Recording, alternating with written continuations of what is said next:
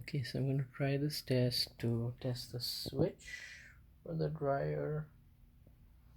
I've connected it to the multimeter, put the multimeter on the ohms, and right now it's open, but when I press this, yeah, see how it goes to 0?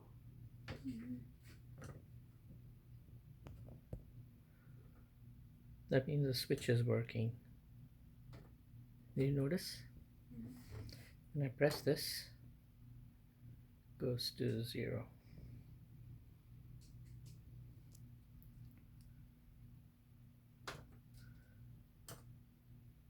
Okay, that means the switch is working.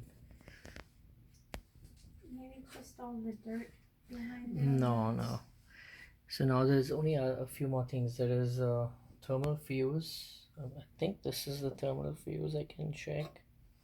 And there's a few other things I can check.